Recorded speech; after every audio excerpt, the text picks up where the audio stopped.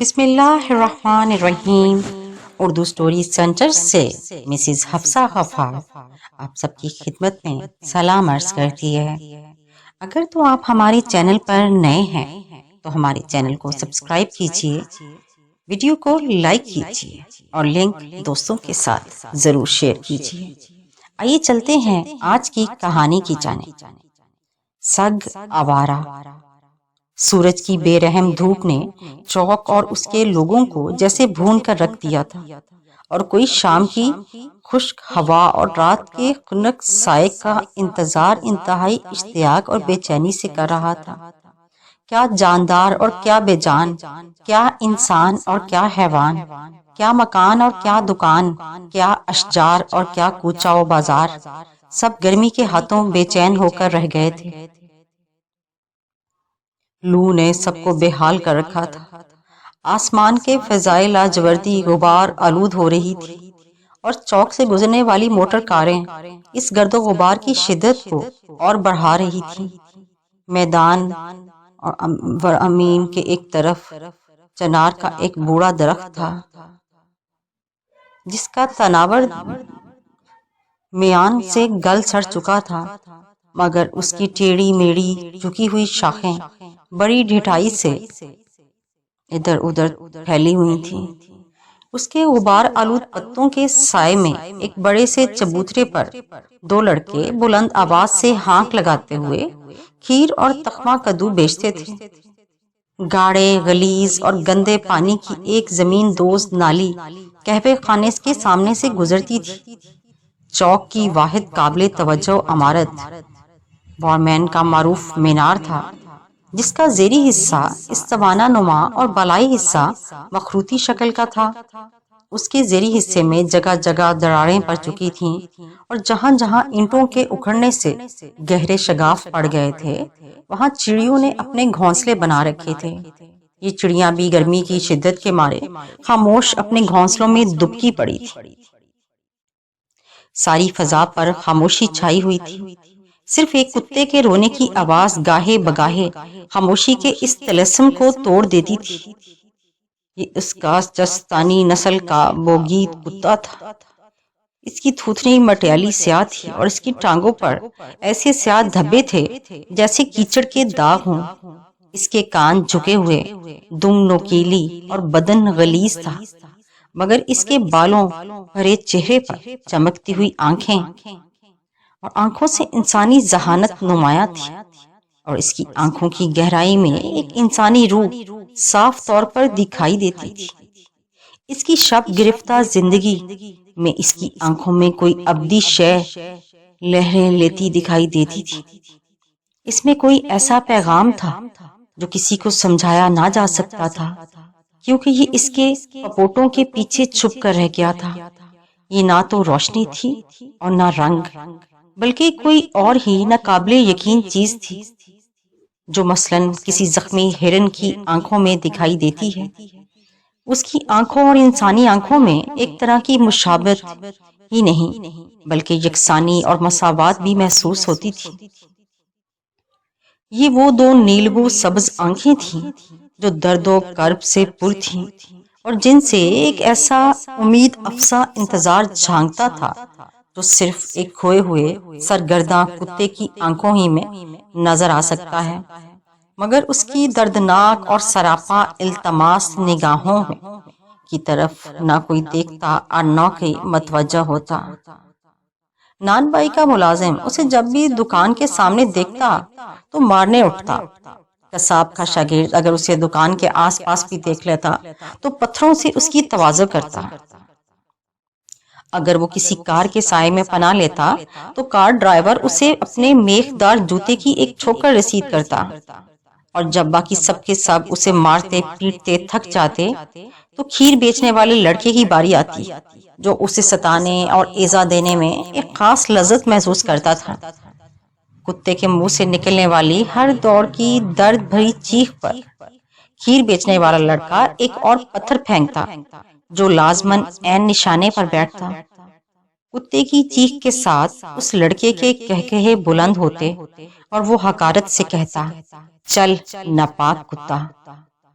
ایسا محسوس ہوتا تھا کہ اس ایذا رسانی کے کھیل میں دوسرے لوگ اس لڑکے کے دل سے معاون اور شریک تھے، کیونکہ وہ نہ صرف اس ایذا رسانی میں اس لڑکی کی خفیہ حوصلہ افزائی کرتے تھے، بلکہ کتے کی چیخیں بلند ہوتی تو دل کھول کر کہکہے لگاتے، اور کچھ لوگ ایسے بھی تھے جو کہ ہمدردی کے تحت کتے کے آگے کچھ پھینک دیتے تو اسے کھا کر ان لوگوں کی طرف ممنون نگاہوں سے دیکھتا۔ ایسا معلوم ہوتا تھا کہ ان چند کو اس کتے سے خدا واسطے کا بیر ہے، اور وہ اسے ستا کر اپنے خدا کو خوش کرنے کی کوشش کر رہے ہیں۔ ان کے نزدیک ایک ایسے جانور کو ستانا اور ایذا دینا بالکل فطری ہے، جسے کچھ لوگوں نے ناپاک قرار دیا ہے۔ کھیر بیچنے والے لڑکے کی ایذا ثانی سے کتا بیچارہ آخر اس قدر تنگ آ گیا کہ وہ اس تنگ سی گلی کی طرف بھاگ نکلا جو مینار کی طرف جاتی تھی۔ اپنے بھوکے اور خالی پیٹ کے ساتھ اس نے بڑی دشواری سے اپنے وجود کو کھینچا اور پناہ لی۔ وہاں پہنچ کر اس نے اپنے سر کو اگلے پنجوں پر ٹکایا اور ساتھ ہی اس کی لمبی سی بان باہر نکل آئی۔ نیم خواب اور نیم بیداری کے عالم میں وہ ان ہرے بھرے کھیتوں کو دیکھنے لگا جو ہوا کے ساتھ لہلہا رہے تھے۔ وہ خستہ دورماندہ تھا اور اس کے اعصاب درد کی شدت سے جھنجھنا رہے تھے۔ نالی کی نم آلود ہوا میں راحت و آرام کا ایک بے نام احساس اس کے سارے وجود میں سرایت کر گئی۔ مردہ اور زندہ مختلف اشیاء کی بو اس کے نتنوں میں تازہ ہونے لگی۔ ان بوؤں نے اس کے دماغ میں وہ یادیں تازہ کر دیں جو کہیں بہت دور رہ گئی تھیں۔ جو کبھی وہ ہرے بھرے کھیتوں کو دیکھتا اس کے اندر وجدانی طور پر کچھ ترنگیں جاگ اٹھتی تھیں، اور اس کے ساتھ ہی اس کے دماغ میں پرانی یادوں کا ایک طوفان امڑ آتا تھا۔ مگر اس بار یہ احساس قوی تھا کہ یوں لگتا جیسے کوئی نامعلوم آواز اسے حرکت پر ابھار رہی ہے، اچھل کود پر مجبور کر رہی ہے۔ اس کی طبیعت بڑی شدت سے چاہ رہی تھی کہ وہ ان ہرے بھرے کھیتوں میں اچھلتا کودتا اور دوڑتا بھاگتا پھرے۔ اس کا یہ احساس موروثی تھا، کیونکہ اس کے تمام اجداد نے اس کا چستانی چراگاہوں اور ہرے بھرے جنگلوں کی کھلی جگہوں میں پرورش پائی تھی۔ مگر اب اس کا سارا بدن اس طرح دکھ رہا تھا کہ وہ حرکت بھی نہیں کر سکتا تھا۔ ایک کربناک احساس جس میں نکاہت اور بے ہوشی کی آمیزش تھی اس پر چھانے لگا۔ بھولے ہوئے اور گمشدہ احساسات کا ایک پورا سلسلہ اس کے تصور میں متحرک ہو گیا۔ کبھی اس کی زندگی کی حدود و قیود اور ضروریات و احتیاجات مختلف تھیں۔ اس نے اپنے آپ کو اپنے آقا کی آواز اور بلاوے کا پابند کر رکھا تھا۔ اپنے آقا کے مکان سے اجنبی کتوں کو دور رکھنا اس کا کام تھا۔ اپنے آقا کے بچے کے ساتھ کھیلنا اس کا مشغلہ تھا۔ اسے معلوم تھا کہ شناسا اور معروف لوگوں کے ساتھ کیسا برتاؤ کرنا ہے اور اجنبیوں کے ساتھ کس طرح پیش آنا ہے۔ اسے وقت پر خوراک ملتی تھی۔ اسے معلوم ہوتا تھا کہ اس کا آقا اسے کب پیار سے سہلائے گا۔ لیکن اب یہ تمام حدود و قیود اٹھ چکی تھیں۔ اب اس کی تمام زندگی سمٹ کر خوراک کے لیے ایک جستجو مسلسل رہ گئی تھی۔ یہ خوراک اسے کوڑے کے ڈھیروں کے ارزاں و ترساں تلاش کے بعد ہاتھ آتی تھی۔ سارا دن مار کھاتے رہنا اس کا مقدر ہو گیا۔ روتے اور چیختے چلانے کے سوا اس کے پاس اپنے بچاؤ کا اور کوئی ذریعہ نہیں رہ گیا تھا۔ ایک وقت تھا جب وہ دلیر، بے خوف، صاف ستھرا اور زندگی سے بھرپور ہوتا تھا، مگر اب وہ زرد و لاغر، ڈرا سہما اور دوسروں کے لیے مشغلہ ایذا رسانی ہو کر رہ گیا تھا۔ اس کے اعصاب بے جان سے ہو گئے تھے۔ اگر وہ کوئی آواز سن لیتا یا اس کے قریب کوئی چیز حرکت کرتی تو وہ خوف سے تقریباً اچھل پڑتا۔ پھر اس کا کمزور وجود دیر تک کانپتا رہتا۔ اسے تو اپنی آواز سے بھی خوف آنے لگا تھا۔ وہ غلاظت کا عادی اور کوڑے کرکٹ سے مانوس ہو گیا تھا۔ اس کے بدن میں خارش ہوئی تھی اور اس کے اندر یہ حوصلہ نہ تھا کہ جوؤں کا شکار کر سکے، اور نہ اس کے اندر اتنی طاقت نفس ہی رہ گئی تھی کہ اپنے بدن کو اپنی زبان سے چاٹ چاٹ کر صاف کر لے۔ وہ تو یوں محسوس کرتا تھا جیسے کوڑے کرکٹ کے ڈھیر کا ایک جزو بن گیا ہے۔ اس کے اندر کوئی چیز مر گئی تھی، خاموش ہو گئی تھی۔ اسے اس جہنم زار میں آئے 2 سردیاں ہو گئی تھی اور اسے تمام عرصے میں اسے ایک مرتبہ بھی پیٹ بھر کر خوراک کھانے کا موقع میسر نہیں آیا تھا، اور نہ وہ آرام کی نیند سویا تھا۔ اس کے جذبات و احساسات کا جیسے کسی نے گلا گھونٹ دیا تھا۔ کسی شخص نے اس کے سر پر محبت اور شفقت سے ہاتھ نہیں پھیرا تھا، کسی نے اس کی آنکھوں میں جھانک کر نہیں دیکھا تھا۔ اگرچہ اس جگہ کے لوگ ظاہری طور پر اس کے آقا سے مشابہت رکھتے تھے، مگر اس کے آقا کے جذبات و احساسات اور اخلاق و کردار اور ان لوگوں میں زمین و آسمان کا فرق تھا۔ ایسا معلوم ہوتا تھا کہ جن لوگوں کو وہ قبل ازیں جانتا تھا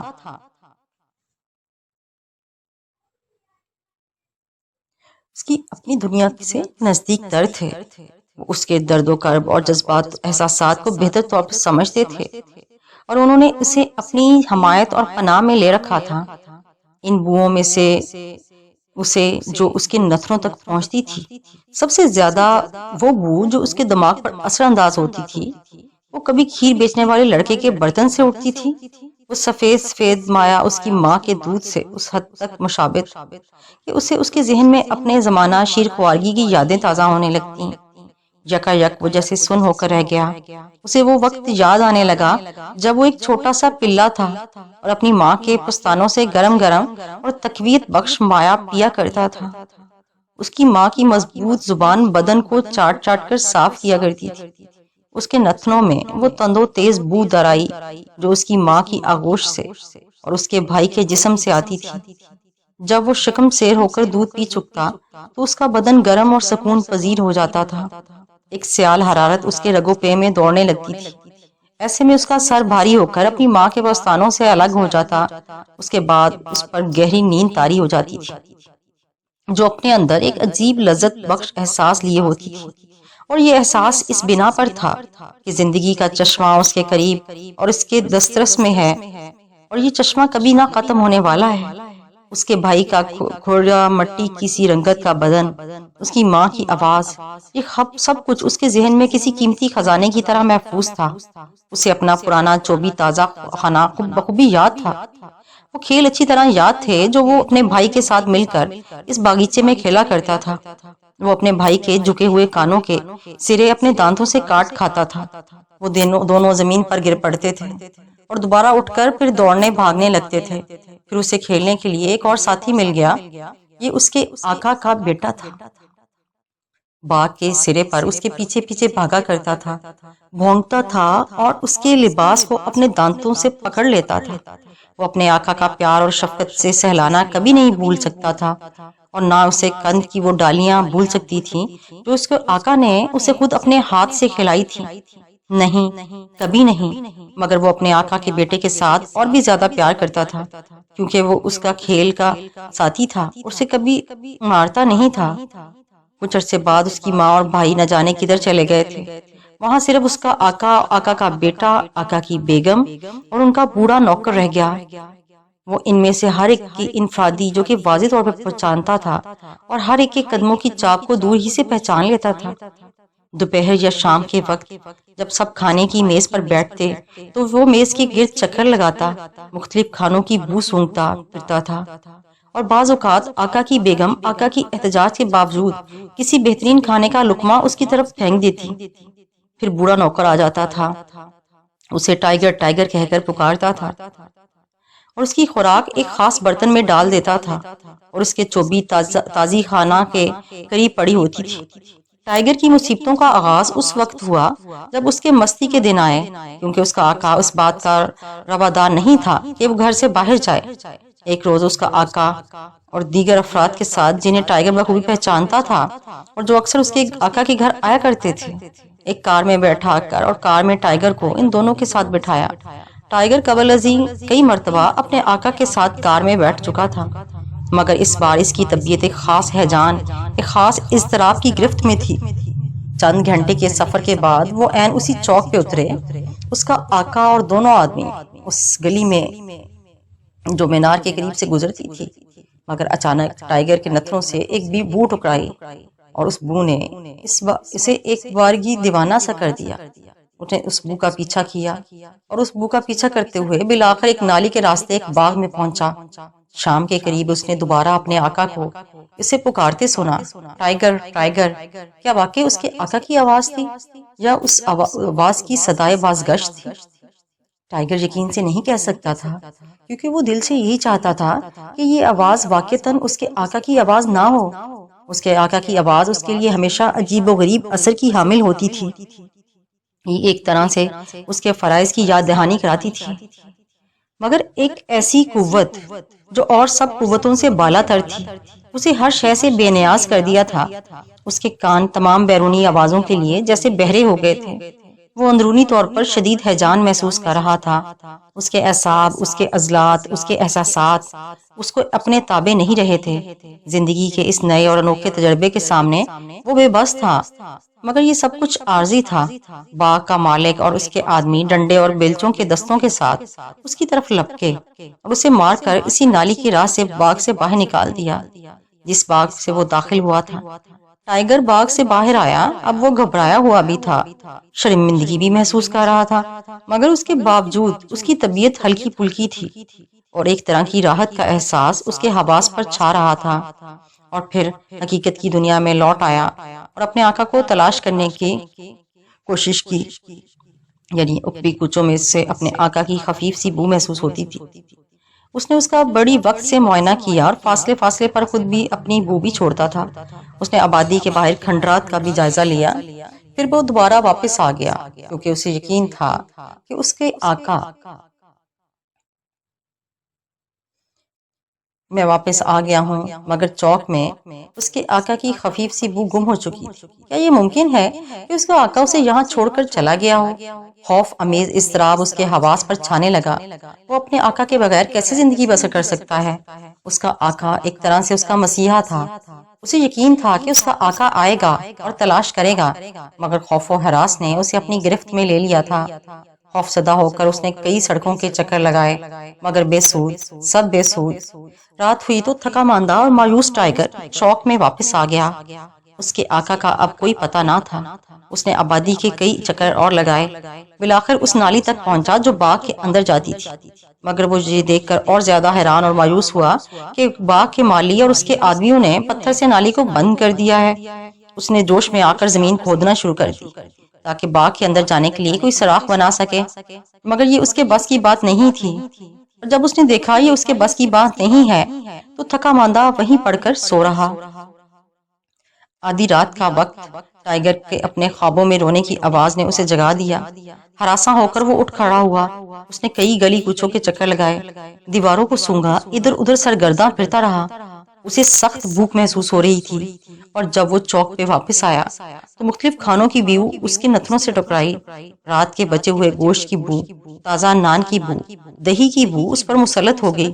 اس حال میں وہ سوچ رہا تھا کہ اسے ان لوگوں سے خوراک کی بھیک مانگنی چاہیے جو ظاہر اس کے آقا کی طرح نظر آتے ہیں، اور اگر خوش قسمتی سے اس کا کوئی رقیب کتا ایسا نہ ہوا جو اسے بھگا دے تو شاید ان لوگوں میں سے کوئی جو اپنے ساتھ کھانے پینے کی چیزیں لے کر آیا ہے اس کے حال پر ترس کھا لے۔ بڑی احتیاط سے اور ڈرتے ڈرتے وہ نان بائی کی دکان کی طرف بڑھا جو ابھی تک کھلی تھی۔ پکے ہوئے خمیر کی تیز بو چاروں طرف پھیلی تھی۔ ایک آدمی جو بغل میں نان دبائے ہوئے تھا اسے دیکھ کر پکارا، آؤ آؤ۔ یہ آواز اس کے کانوں کو کتنی عجیب معلوم ہو رہی تھی۔ اجنبی نے گرم نان کا ایک ٹکڑا اس کی طرف پھینکا۔ کسی قدر ہچکچاہٹ کے بعد ٹائیگر نے نان کا وہ ٹکڑا کھا لیا اور اس اجنبی کے سامنے دم ہلانے لگا۔ اس شخص نے اپنا نان دکان کے چبوترے پر رکھا، ایک ٹکڑا اس کی طرف پھینکا اور پھر جھجکتے ڈرتے بڑی احتیاط سے ٹائیگر کا سر سہلایا۔ پھر اس نے اپنے دونوں ہاتھوں سے اس کے گلے میں پڑا ہوا پٹا اتار لیا۔ ٹائیگر کو یوں لگا جیسے اس کے سر سے بہت بڑا بوجھ اتر گیا، جیسے اس پٹے کے اترنے کے ساتھ اس کی گردن تمام حدود و قیود، تمام ذمہ داریوں، تمام فرائض کے بار سے آزاد ہو گئی۔ مگر جب وہ دوبارہ دم ہلاتے ہوئے نان بائی کی دکان کی طرف بڑھا تو بھاری بوٹ کی ایک زوردار ٹھوکر نے اس کے پہلو کی توازن کی اور بلبلاتے ہوئے وہاں سے بھاگ کھڑا ہوا۔ ٹائیگر اپنے اس پٹے کو بھی اب پہچانتا تھا جو ہنوز اس دکان کے سامنے آویزاں تھا۔ اس روز کے بعد سے ٹھوکروں، پتھروں، ڈنڈوں کی زوردار ضربوں کے سوا ٹائیگر کو ان لوگوں سے اور کچھ نہیں ملا۔ یوں لگتا جیسے وہ اس کے جانی دشمن ہیں اور اسے ستانے اور ایذا دینے میں خاص لطف محسوس کرتے ہیں۔ ٹائیگر کو یوں محسوس ہوتا تھا جیسے وہ ایک نئی دنیا میں آ گیا ہے۔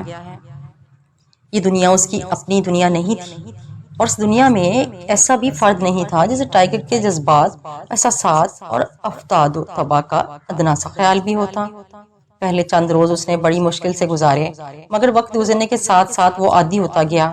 علاوہ ازیں اس نے گلی کے موڑ پر دائیں طرف ایک جگہ بھی معلوم کر لی تھی جہاں لوگ اپنے گھروں کا کوڑا کرکٹ پھینکتے، اور جہاں سے وہ کوڑے کو کریت کر بعض خوش ذائقہ چیزیں مثلا ہڈیاں، چربی، کھال، مچھلیوں کے سر اور بہت سی ایسی اشیاء حاصل کر لیتا جن کی اسے پہچان بھی نہیں تھی۔ باقی کا دن وہ نان بائی اور قصاب کی دکان کے سامنے گزارتا۔ اس کی نگاہ قصاب کی ہاتھوں پر جمی رہتی، مگر اسے گوشت کے ٹکڑے کم ملتے تھے، مار زیادہ پڑتی تھی۔ ہوتے ہوتے اس نے بھی اپنے نئے طریقے سے زندگی سے سمجھوتا کر لیا، مگر جس ایک چیز نے ٹائیگر کو سب سے زیادہ مضطرب اور بے چین کر رکھا تھا وہ اس کی یہ خواہش تھی کہ کوئی اسے پیار کرے، پیار اور شفقت کے ساتھ اس کے سر اور بدن پر ہاتھ پھیرے۔ وہ ایک ایسے بچے کی مانند تھا جسے ہر وقت ڈانٹ پھٹکار پڑتی ہو، جو مسلسل گالیاں سنتا ہو اور مار پیٹ سہتا ہو، مگر اس کے وجود اس کے لطف و نازک احساسات زندہ ہوں۔ خاص طور پر اپنی اس درد اور کرب سے لبریز زندگی میں اس کی احتجاج کچھ اور شدت اختیار کر گئی۔ وہ ایک محبت بھری نگاہ اور ایک شفقت بھرے ہاتھ کے لمس کے لیے مرا جا رہا تھا۔ اس کی نگاہیں محبت شفقت کے لیے سراپا سوال تھیں، اور وہ اس پہلے شخص کے لیے جان تک دینے کو تیار تھا جو ہر حال میں اس پر مہربان ہو۔ وہ پرستش اور وفاداری کے اظہار کے لیے بے تاب تھا، مگر کسی کو اس کی ذرا پرواہ نہ تھی۔ وہ جن آنکھوں میں جھانکتا وہاں اپنے لیے عداوت اور کینہ اور شرارت کے سوا کچھ نہ پاتا۔ وہ ان لوگوں کی توجہ حاصل کرنے کے لیے جو حرکت بھی کرتا، ان کی غیظ و غضب کو مزید دعوت دینے کا سبب بنتی۔ جب ٹائیگر نالی کے اندر شب بسری کرتا رہا تو بار بار روتا اور کرہتا۔ اس کے رونے کی آواز کئی بار خود اسے نیند سے جگا دیتی، جیسے اس نے کوئی ڈراؤنا خواب دیکھا۔ اس وقت ٹائیگر شدید بھوک محسوس کر رہا تھا۔ فضا میں بھونے ہوئے گوشت کی بو تیزی سے آ رہی تھی۔ بھوک کی شدت اس کی انتڑیاں بل کھا رہی تھیں۔ بھوک کا یہ احساس اس قدر شدید اور جان لیوا تھا کہ وہ اپنی نکاحت اور اپنے ہر درد و کرب کو بھول کر بس وقت تمام اپنے پیروں پر کھڑا ہوا اور ایک ایک قدم بڑی زحمت سے اٹھاتا ہوا چوک کی طرف چل دیا۔ اور عین اس وقت ایسا ہوا کہ ایک کار شور مچاتی اور اپنے پیچھے گرد و غبار کا طوفان اٹھاتی میدان ور امین کے چوک میں داخل ہوئی۔ کار رکی تو اس میں سے ایک آدمی باہر آیا، ٹائیگر کی طرف بڑھا اور اس کا سر سہلانے لگا۔ یہ اس کا آقا نہیں تھا۔ ٹائیگر اتنی آسانی سے دھوکہ کھانے والا نہیں تھا۔ وہ اپنے آقا کی بو کو اچھی طرح جانتا اور پہچانتا تھا، مگر یہ آدمی اسے پیار کیوں کر رہا تھا؟ ٹائیگر نے اپنی دم ہلائی اور مشکوک نگاہوں سے اس کی طرف دیکھا، کہیں اسے دھوکہ تو نہیں دیا جا رہا تھا؟ مگر نہیں، اب تو اس کی گردن میں ایسا کوئی پٹا نہیں تھا جسے اتارنے کی خاطر اسے پیار کرنے کا ڈھونگ رچایا جاتا۔ وہ آدمی دیوار کے قریب ایک میز پر بیٹھ گیا۔ اس کے لیے تازہ نان، دہی، انڈے اور دیگر کھانے آ گئے۔ اس آدمی نے نان کے ٹکڑے دہی میں تر کیے اور اپنے سامنے نیچے پھینک دیا۔ پہلے تو ٹائیگر نے انہیں جلدی جلدی ہڑپ کرنے لگا، پھر سنبھل کر اطمینان سے کھانے لگا۔ اس کے ساتھ ہی اس کی خوبصورت سبز آنکھیں عز و انکسار اور سپاس اور تشکر کے جذبات سے لبریز اس آدمی کے چہرے پر گڑی ہوئی تھی، اور وہ برابر دم ہلائے جا رہا تھا۔ یہ خوف تھا یا عالم بیداری؟ ناقابل یقین طور پر اس نے پیٹ بھر کر کھانا کھایا تھا، اور یہ ممکن تھا کہ اسے ایک نیا آقا مل گیا ہے۔ گرمی کے باوجود وہ آدمی اٹھا اور اس گلی میں ہو لیا جو مینار کی طرف جاتی تھی۔ وہاں پہنچ کر وہ پہلے تو کچھ جھجکا، پھر پیچ گلیوں میں سے ہوتا ہوا ان کھنڈروں میں پہنچ گیا جن کی کچھ دیواریں سلامت تھیں۔ ٹائیگر اس کے پیچھے پیچھے چلتا رہا۔ اس کا آقا بھی تو ان کھنڈروں میں آتا تھا۔ ٹائیگر ایک دیوار کے سائے میں اس کا انتظار کرتا رہا۔ کچھ دیر بعد وہ ایک مختلف راستے سے چوک میں واپس آ گئے۔ وہاں پھر اس آدمی نے ٹائیگر کا سر اور بدن تھپتھپایا اور چوک کا ایک چکر لگانے کے بعد آ کر پھر ایک ایسی کار میں بیٹھ گیا جسے ٹائیگر پہچانتا تھا۔ ٹائیگر کو یہ حوصلہ نہ ہو سکا کہ کار کے اندر جا چڑھے۔ وہ کار کے پاس بیٹھ گیا اور اس آدمی کی طرف دیکھنے لگا۔ یکایک کار اپنے پیچھے گرد و غبار چھوڑتی ہوئی روانہ ہو گئی، اور ٹائیگر بغیر کسی ہچکچاہٹ کے اس کار کے پیچھے دوڑنے لگا۔ اسے پہلے ہی کافی سبق مل چکا تھا۔ اب وہ اپنے محسن کو دوبارہ ہاتھ سے گنوانا نہیں چاہتا تھا۔ اس کا تمام بدن درد کر رہا تھا، اس کے باوجود اپنی زبان باہر نکالے چھلانگے لگاتے ہوئے کار کے پیچھے بھاگ رہا تھا۔ کار آبادی سے نکل آئی تھی اور اب ایک صحرا سے گزر رہی تھی۔ 2-3 بار ٹائیگر دوڑتے ہوئے کار سے آگے نکل گیا، مگر پھر کار آگے نکل جاتی اور وہ پیچھے رہ جاتا۔ مایوسی نے اسے اپنی تمام قوتیں مجتمع کرنے پر مجبور کر دیا۔ وہ بڑی چھلانگیں لگاتا ہوا کار کے پیچھے بھاگ رہا تھا، مگر کار اس سے کہیں زیادہ تیز تھی۔ وہ اس سے مل نہیں سکتا تھا اور دوڑتے رہنے سے اسے نکاہت محسوس ہونے لگی تھی۔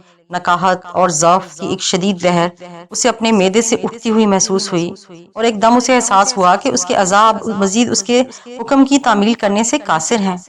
وہ ذرا سی حرکت بھی نہیں کر پا رہا تھا، اس کی تمام سعی بیکار تھی۔ وہ نہیں جانتا تھا کہ وہ کیوں کار کے پیچھے بھاگا تھا اور کہاں جا رہا تھا۔ وہ نہ آگے بڑھ سکتا تھا نہ واپس ہو سکتا تھا، وہ وہیں ٹھہر گیا۔ وہ بری طرح ہانپ رہا تھا، اس کی زبان باہر کو نکلی ہوئی تھی، اس کی آنکھوں کے آگے اندھیرا سا چھا رہا تھا۔ اپنے جھکے ہوئے سر کے ساتھ اور بڑی کوشش سے اس نے اپنے آپ کو سڑک کے درمیان سے کھینچا اور سڑک کے کنارے اپنے نحیف اور نزار بدن کو گرم اور مرطوب ریت پر گرا دیا۔ اپنے اس وجدان کی بنا پر جس نے کبھی اسے جھوٹ نہیں بولا تھا، ٹائیگر کو یہ احساس ہو رہا تھا کہ وہ اس جگہ سے کبھی نہیں ہل سکے گا۔ درد کی ایک شدید لہر نے اس کے پیٹ کو اپنے گرفت میں لے لیا تھا، اور ایک زرد اور اداس روشنی اس کی آنکھوں سے جھانک رہی تھی۔ درد و کرب کی شدت سے بل کھاتے ہوئے اس کے ہاتھ پیر بے حس ہوتے جا رہے تھے، اور پھر وہ ہمیشہ کے لیے ساکت ہو گیا۔ دوسرے دن میونسپل کی گاڑی اسے اٹھا کر لے گئی اور گھڑا کھود کر اسے مٹی تلے دبا دیا گیا۔ دکانداروں کو پتہ نہ چلا، اور پھر چوتھی رات آئی تو ان دکانداروں کی نیندیں حرام ہو گئیں، جو کہ ٹائیگر کو حقارت سے دیکھتے مارتے پیٹتے۔ ٹائیگر کی بھونکنے کی آواز نے ان کا جینا دوبر کر دیا تھا۔ آوازیں صرف انہیں ہی سنائی دیتی تھیں، کسی اور کو نہیں۔